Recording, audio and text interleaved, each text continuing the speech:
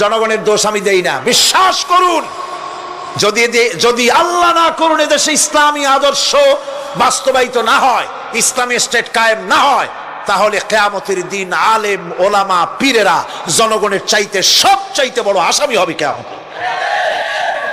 আল্লাহ পাক এ জাতির ওলামাদের, এ জাতির রাহবারদেরকে ঐক্যবদ্ধ হওয়ার তৌফিক দান করুন। ওনারা যত ফতোয়া দেন সমস্ত ফতোয়া ইসলামী আন্দোলনের বিরুদ্ধে।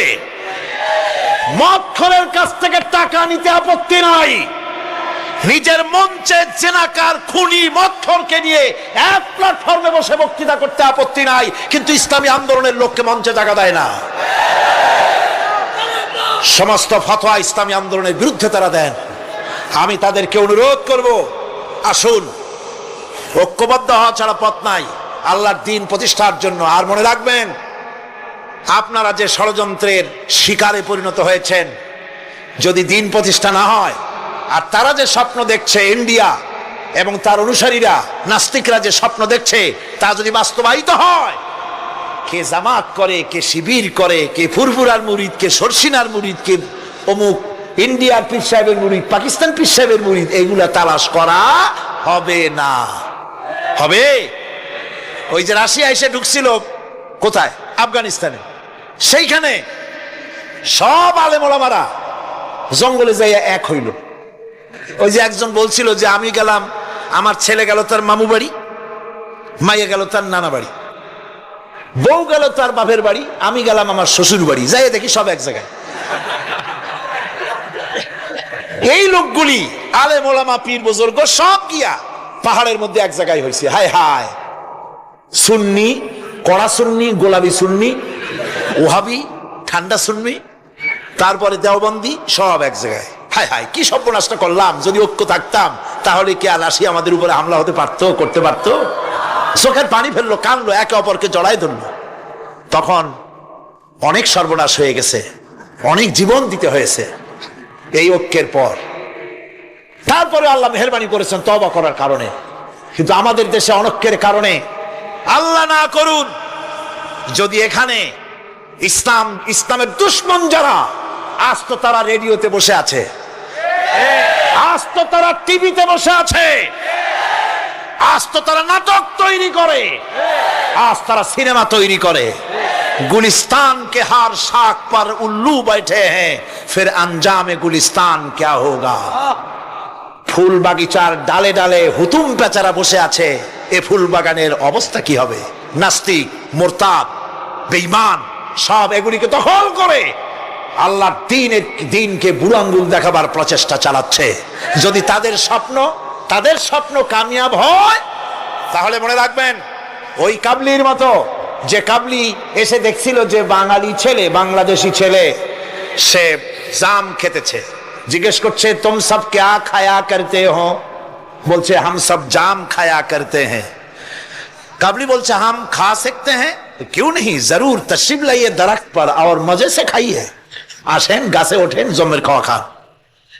কাবলি উঠছে, এখন ও তো আর বোঝে না যে কোনটা ভালো লাগবে।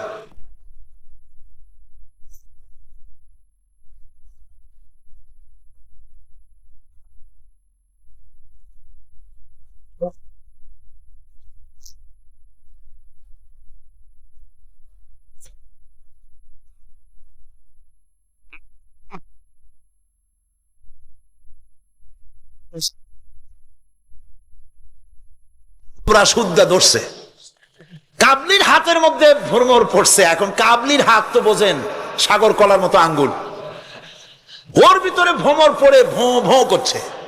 কাবলি বলছে ভোঁ করো, ভাঁ করো, छोड़ेगा नहीं, কালে কালে जितने पाएंगे सब खा छोड़ेंगे।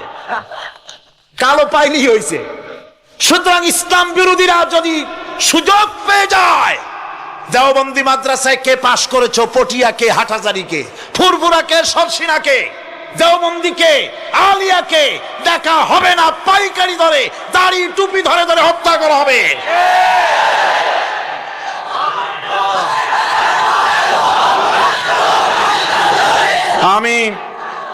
আমি অত্যন্ত বিনীতভাবে চট্টগ্রামের তাফসিরের কোরআন মাহফিলের পক্ষ থেকে গোটা দেশবাসীকে আহ্বান জানাই, আলেম ওলামাদের প্রতি বলি, আপনাদের পায়ে ধরি, ওলামা হাজারাত, পীর সাহেব কেবলারা, আপনাদের পায়ে ধরি, আল্লাহর রাস্তায় ঐক্যবদ্ধ হন, ইসলামী আন্দোলনের বিরুদ্ধে ফতোয়া দিবেন না। এটি আত্মঘাতী কাজ। নিজেদের সর্বনাশ নিজেরা করছেন, নিজেদের পায়ে নিজেরা কুড়াল মারতেছেন। এরপরে আমি যুবকদের জন্য বলবো, যুবকরা তোমরা যারা মাহফিলে এসেছো, মাহফিলে যুবকরাই বেশি আসে আলহামদুলিল্লাহ। এই জন্য মাহফিলে লোক ঠেকাবার জন্য কত যে চেষ্টা, তাদের চেষ্টার কোনো অবধি নাই। এই আমি আমার বিরুদ্ধে 1989-90 দুইটা বছর যা জ্বালানো হয়েছে, যেখানে যাই আমি যাওয়ার আগেই হযরত হরতাল শরীফ আইছে হাজির, 144 ধারা হাজির। তো মাবুদের মেহেরবানি, জনগণ কোরআনের পাগল, বাংলাদেশের জনগণ যেখানে 144 দিয়েছে সরকার, জনগণ সেখানে 288 বানায় দিছে। এক পত্রিকায় দেখলাম সেখানে লিখেছে হরতালও সফল, তাফসিরও সফল। তা আবার কেমনে? তারপরে দেখলাম উনি নিজেই লিখছেন, তিনি আবার এখনকার সরকারের একজন মন্ত্রীও, প্রতিমন্ত্রী।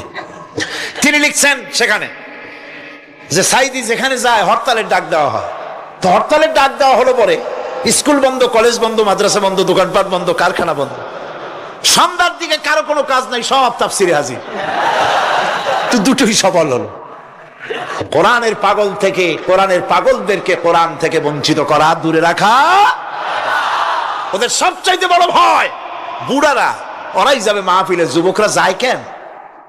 ওদের চিন্তা যে আমাদের পুকুরের জিয়ানো মাছগুলি সব তো নিয়ে গেল, ঠেকাইতে পারবে না। এই যুবকদের শরীরের ভিতরে রক্ত কার? না না, আল্লাহর রক্ত না, আন্দাজে কথা কইেন না। এই যুবকদের মধ্যে রক্ত হিন্দুর রক্ত নাই, সূর্য সেনের এক ফোঁটা রক্ত নাই, রবীন্দ্রনাথের রক্ত নাই। এই কোটি কোটি মুসলমান যুবকের ভেতরে রয়েছে শাহ মখদুম, শাহ আমানতের রক্ত, হাজী শরিয়তুল্লাহর রক্ত রয়েছে, হাজী নিসারউদ্দিনের রক্ত, তিতুমীরের রক্ত রয়েছে। সুতরাং এই মুসলমান যুবকদেরকে ইসলামের রাস্তা থেকে সরিয়ে দেওয়া যাবে না। যুবকদের বলি, আল্লাহর দ্বীন কায়েমের জন্য ঐক্যবদ্ধ হতে হবে। বাংলাদেশ আল্লাহর জমিন, কোরআনের আইন এখানে প্রতিষ্ঠার জন্য যুবকদের বলি, ইসলাম শেখো, কোরআন শেখো, চরিত্র বানাও। When character is lost, everything is lost. চরিত্রই যখন হারাবে, তখন তোমার কাছে হারাবার মতো আর কোনো জিনিস বাকি থাকবে না। চরিত্রকে বলবৎ রাখবে। চরিত্র হলো সবচাইতে, মানুষ হওয়ার জন্য চরিত্র শ্রেষ্ঠ জিনিস। এই চরিত্রকে তোমরা হেফাজত করবে, 5 ওয়াক্ত নামাজ পড়বে, ওয়াকুনু মা'আস সাদিকিন, সত্যবাদীদের সাথে থাকবে। যারা ইসলামের আন্দোলন করে তাদের সাথী হও, তাদের কর্মী হও। আল্লাহ রাব্বুল আলামিন তোমাদেরকে যুগের খালিদ বিন ওলীদ আল্লাহ বানায় দিবেন। আমি তো বিশ্বাস করি এই যুবকদের হাতেই ইসলামের পতাকা উড়বে বাংলাদেশে ইনশাআল্লাহ।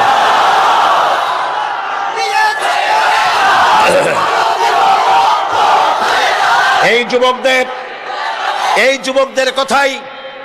যুবকদের কথাই আল্লাহ পাকের নবী বলেছেন। নবীজি বলেছেন, কিয়ামতের দিন যেদিন কোনো ছায়া থাকবে না, আল্লাহর আরশ ব্যতীত আরশের ছায়া ছাড়া কোনো ছায়া থাকবে না, ওই দিন আরশের নিচে 7 শ্রেণীর লোকেরা জায়গা পাবে।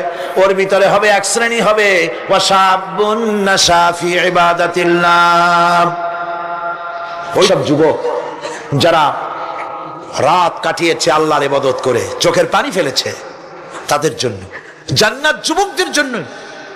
আমি আগেও বলেছি, বুড়োরা কেউ ভেস্তে যাবে না, চিন্তা করে কোনো লাভ নাই। কালো মানুষ আর বুড়া মানুষ ভেস্তে যাবে না, কোন মৌলভী সাহেবের ফতোয়া নয়, স্বয়ং রাসূলুল্লাহ বলছেন। এখন তো বুড়া মানুষেরা মহা মুসিবতে পড়ছেন, আমিও আপনাদের দলে, চিন্তার কারণ নাই। রাসূলুল্লাহ বলেছেন, বুড়া কালো মানুষ কান্দো না, কান্দার কোনো দরকার নাই। তুমি যখন ভেস্তে যাবে তুমি বুড়া থাকবে না, আল্লাহ জওয়ান বানাই দিবেন। কালো মানুষ কালো থাকবে না, জান্নাতে যাওয়ার সময় আল্লাহ পাক পূর্ণিমার চাঁদের চাইতেও সুন্দর বানাই দিবেন। সুতরাং যুবকেরা, বেহেশত তোমাদের জন্য, এই বেহেশতের জন্য তৈরি হও, জান্নাতে যাওয়ার জন্য তৈরি হও। এই দুনিয়ার নারী বাড়ি গাড়ি তুচ্ছ আল্লাহর জান্নাতের সামনে। সাহাবায়ে কেরাম জীবন দিতে জীবন দিয়েছেন জান্নাতের আশায়। সেই জান্নাতের আশা, জাহান্নামের ভয় আর জান্নাতে যাওয়ার লোভ প্রত্যেকটি যুবকের রক্তের ফোঁটায় ফোঁটায় আল্লাহ ঢুকায় দিক।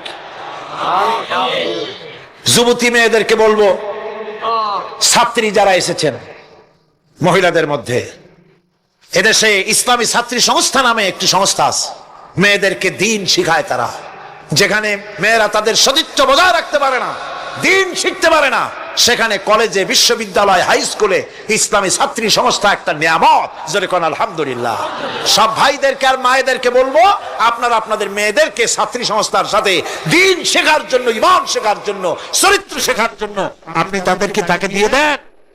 1 বছর 6 মাস পরে ওই মেয়েকে দেখলে আপনার চোখ ঠান্ডা হয়ে যাবে। আলহামদুলিল্লাহ, দিনদার হবে, নামাজি হবে, পরেশগার। প্রিয় ভাই সব, আল্লাহ রাব্বুল আলামিন পরীক্ষার জন্য আমাদেরকে এই ময়দানে ছেড়ে দিয়েছেন। প্রশ্ন কি হবে আল্লাহ সব বলে দিয়েছেন। প্রশ্ন কি হবে? তোমার যৌবন, এ ব্যাপারে প্রশ্ন করা হবে। কোন পথে ইনকাম করেছো প্রশ্ন করা হবে। কোন পথে খরচ করেছো প্রশ্ন করা হবে। দ্বীনের ইলম যতটুকু হাসিল করেছিলে তার কতটুকু নিজে পালন করেছো, আর দ্বীনের দাওয়াত কতটুকু মানুষের কাছে পৌঁছায়ছো, প্রত্যেকটি ব্যাপারে কিয়ামতে আল্লাহর কাছে জবাব দিতে হবে। এই জন্য কবি বলছেন, আমল সে জিন্দেগি বনতি হ্যায়, ये जन्नत भी व जहन्नम भी, ये खाकी अपनी फितरत है ना नारी ना नूरी। মানুষের জীবন আমল দিয়ে গঠন হয়, আমল দিয়ে জীবন গড়ে। নইলে এই মাটির তৈরি দেহ জান্নাত আর জাহান্নামের কিছু দিয়ে তৈরি হয় নাই। আপনি ইচ্ছে করলে দেহটাকে জাহান্নামের জন্য উপযোগী করতে পারেন, ইচ্ছে করলে এই দেহটাকে জান্নাতের জন্য উপযোগী করতে পারেন। এটি আপনার ইখতিয়ারে আল্লাহ দিয়েছেন। আপনাকে বাধ্য করা হয় নাই যে সেজদা না দিলে ফেরেশতা এসে ঘাড়ের উপরে পিটাবে, সুদ ঘুষ জেনা করলে পরে ঠ্যাং পিটায় ভেঙে দেওয়া হবে না। আপনি বাধ্য নন। আপনি সম্মানিত জীব, আল্লাহ সম্মানিত প্রাণী আল্লাহ পাকের। সেই জন্য মানুষকে বাধ্য করা হয় নাই। অটোনোমাস বডি, অটোনমি দেওয়া হয়েছে, আপনাকে স্বাধিকার দেওয়া হয়েছে। চন্দ্র সূর্যের ব্যাপারে স্বাধিকার দেওয়া হয় নাই। রাত এখন 7:35, সূর্যের বাপেরও ক্ষমতা নাই বাংলাদেশে এখন উকি মারে, ঠিক কিনা? সে এখন আমেরিকায় রোদ দিচ্ছে, তাপ দিচ্ছে আমেরিকায়। ওকে নির্ধারণ করা হয়েছে যেভাবে, সেইভাবেই করতে হবে। পানি বলেন, পাহাড় বলেন, পাখি বলেন, চন্দ্র বলেন, গ্রহ বলেন, নক্ষত্র বলেন, সব জিনিস বাই হুক অ্যান্ড ক্রুক আল্লাহর হুকুম মানতে বাধ্য। আল্লাহর দেওয়া জীবন ব্যবস্থা ছেড়ে দিয়ে তোমরা কি অন্য কোনো মতবাদ তালাশ করো? ওয়ালাহু আসলামা মান ফিস সামাওয়াতি ওয়াল আরদ। অথচ আকাশে যা আছে, জমিনে যা আছে, সব আনুগত্যের মস্তক আমার সামনে অবনত করে দিয়েছে। সুবহানাল্লাহ। মানুষকে আল্লাহ পাক ইখতিয়ার দিয়েছেন। ইচ্ছে করলে মাহফিলে আসতে পারেন, ইচ্ছে করলে সিনেমায় ঢুকতে পারবেন, অসুবিধা নেই।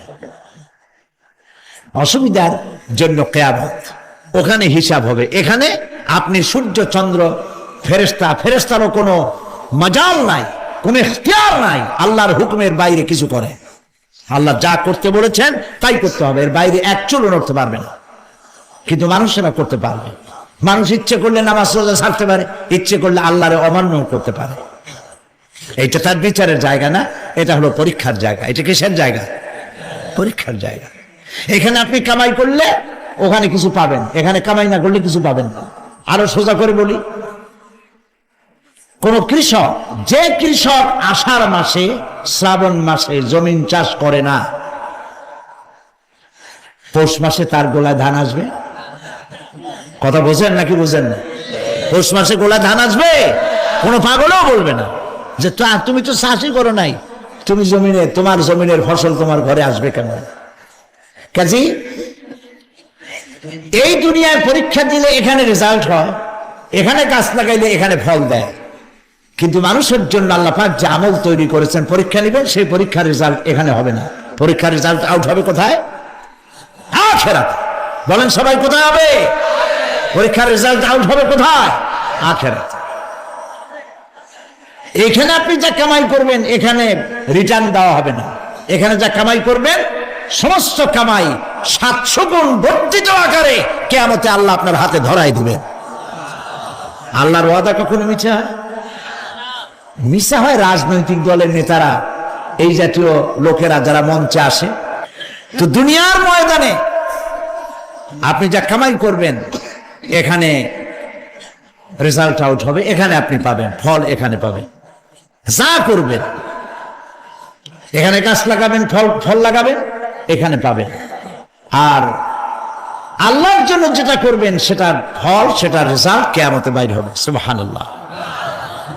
এখানে পরীক্ষা দিয়ে যদি কেউ ফেল করে, ম্যাট্রিক পরীক্ষা দিয়ে ফেল করেছে, ফাজেল পরীক্ষা দিয়ে ফেল করেছে, আবার পরীক্ষা দিয়ে পাশ করার সুযোগ আছে, আবারও ফেল করেছে, আবারও পরীক্ষা দিয়ে পাশ করার সুযোগ আছে।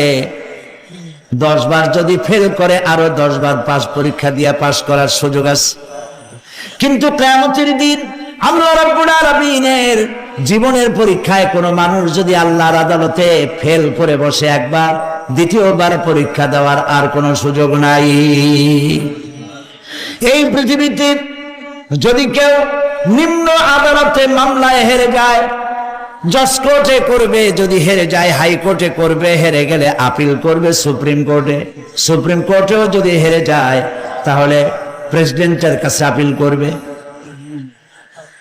সুযোগ আছে কয়েকবার।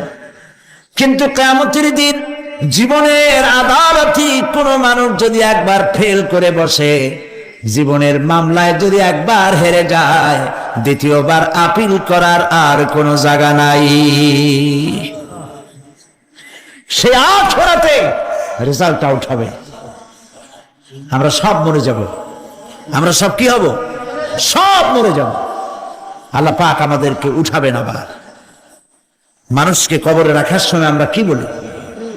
মিনহা খালাকনাকুম, জানেন না?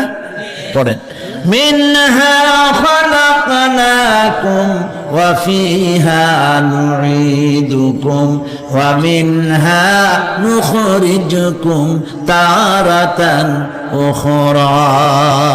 এই মাটি দিয়ে তোমাকে তৈরি করা হয়েছিল, এই মাটির মধ্যে রেখে গেলাম, এর থেকে আবার তোমাকে উত্থিত করা হবে। কে বলতেছেন কথা? আল্লাহ পাক বলছেন, আল্লাহ তাআলা বলছেন।